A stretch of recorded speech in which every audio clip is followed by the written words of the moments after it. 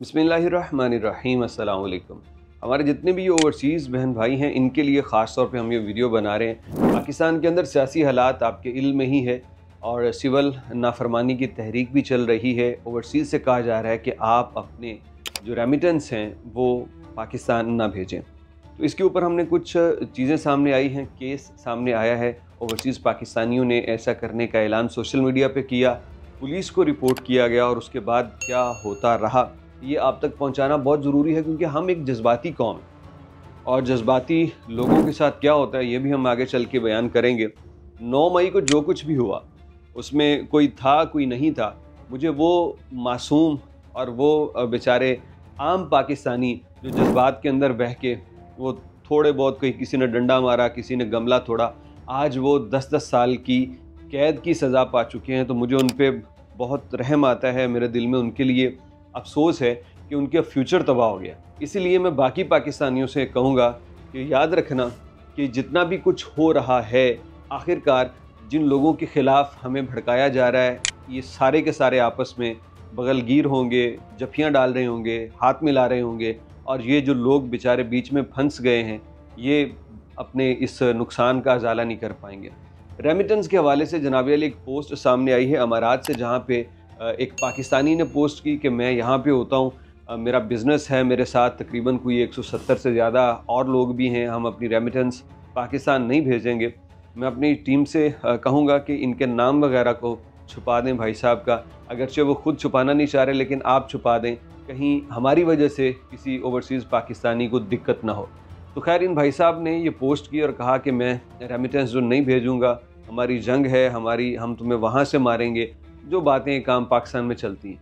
तो इसके बाद इनकी आईडी को रिपोर्ट करना शुरू कर दिया गया दुबई पुलिस को। दुबई पुलिस ने कहा कि हमें ईमेल भेजें अपनी पूरी डिटेल। अब ज़ाहिर बात है उनके नोटिस में है तो वो इस पर कार्रवाई करेंगे। रेमिटेंस ना भेजना ये एक ऐसा अमल है, इस पर कोई भी हुकूमत आपके ख़िलाफ़ कोई कार्रवाई नहीं कर सकती।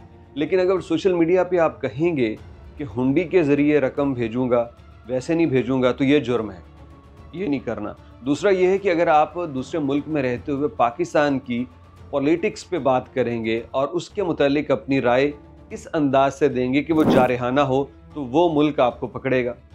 अब ये भाई साहब जिस तरह से उन्होंने पोस्ट की, पहली लोगों ने रिपोर्ट की, फिर वो डिलीट कर गए और फिर स्क्रीनशॉट्स उन्होंने लगा दिए, तो मुझे ये लगता है कि वो अमारात में है ही नहीं, और अगर हैं भी तो वो इंतहाई जज्बाती हैं, अपना नुकसान इस तरह से करेंगे कि वो कंपनी और सारा कारोबार जो सेटअप चल रहा है ये बेचारे अपना बहुत नुकसान कर लेंगे।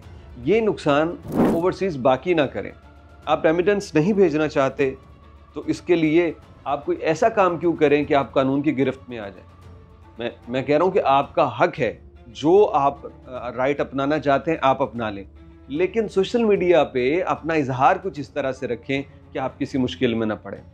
मैंने आपको पहले 9 मई के जो केस के फैसले हुए उनकी बात बता दी। एक बंदा था, वो अमारात में जॉब करता था, अच्छे 7-8 लाख रुपए कमाता था, हाशिर या पता नहीं क्या नाम था उस लड़के का। अब वो भी 10 साल की कैद की सज़ा भुगत रहा है, और ऊपर से आज दिन तक पीटीआई का क्लेम ये है कि वो हमारे लोग हैं ही नहीं, वो हमला हमने किया ही नहीं। अब उसको कभी वो सीसीटीवी फुटेज चुराई के हवाले से गोलमोल कर देते हैं, लेकिन इनका नाम कौन लेगा। वो तो दूर की बात, हसन न्याजी जो इमरान खान साहब के भांजे, उनका नाम कोई नहीं ले रहा। तो ये बच्चों का मुस्तकबिल तबाह हो रहा है। आप लोगों ने मतलब इस तरह से उनको ट्रेन किया कि वो अपने जज्बात में बह गए।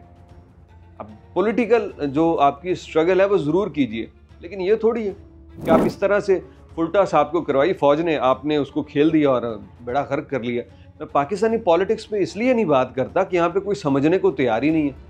मैं एक व्लॉग अगर इमरान खान साहब के हक़ में कर दूँ, बंदे मुझे जाने बगैर ही कहेंगे कि यार ये तो इमरान खान के सेल से इसे पैसे मिलते हैं और ये इसीलिए उसकी तारीफ़ें किया जा रहा है। मैं ये बातें जो कर रहा हूँ तो इस पर मुझे कहेंगे ये नून लीग का बंदा है। समझेंगे नहीं, अपनी गलती कोई नहीं मानेगा कि हमसे गलती हुई, हमें उस पर गौर करना चाहिए। खैर ना मानिए, लेकिन एक गुजारिश है, हमारे अंदर पता कैसी जज्बातियत है। मुझे एक दोस्त याद है जो अहले हदीसों के बहुत ख़िलाफ़ हुआ करता था, वहाबी ऐसे वहाबी वैसे। क्यों? क्योंकि उसे ये बताया गया था कि ये जो अहले हदीस हैं ये हुजूर सल्लल्लाहु अलैहि वसल्लम की शान को सही बयान नहीं करते, ये उसके जहन में खदशात थे। अच्छा, उसे समझा बुझा के हम अहले हदीसों की एक कॉन्फ्रेंस पे ले गए जो उनकी महफ़िल होती है। अब वहाँ लेके गए, वो बंदा अंदर जाने को तैयार नहीं, तो कहता मैं इन लोगों के पास नहीं जाना चाहता। हम कहे यार आओ तो सही, हम भी बरेलवी हैं, तुम भी बरेलवी, आओ सुनो तो सही क्या कहते हैं। अच्छा उसने सुना, और उसी मजलिस के अंदर मौलवी साहब उसवा हसना पे बात कर रहे थे, नबी सल्लल्लाहु अलैहि वसल्लम की सीरत बयान कर रहे थे, और उसी मजलिस में बैठा हुआ वो जिंदाबाद के नारे लगाने लग पड़ा, मौलवी साहब के नाम के नारे लगाने लग पड़ा। एक बंदा जो आना नहीं चाहता, वो इतना जज्बाती है कि वो एक ही मजलिस में अपनी राय ऐसी तब्दील कर गया कि अब वो मौलवी साहब की जिंदाबाद के नारे लगाने लगे। हमारी मिसाल भाई साहब ऐसे है, हम पता क्या है, हम ये हैं कि हम एक ही वक्त में एक ही बात सुन के फैसला कर लेते हैं। सोशल मीडिया पे आपको बेशुमार ऐसे लोग मिलेंगे। मामू का बेटा कामरान याद है ना आपको? वो मामू का बेटा कामरान ऐसा चला था कि कोई तकरीबन 10,000 बंदे ने मामू का बेटा कामरान बन के पोस्ट की थी।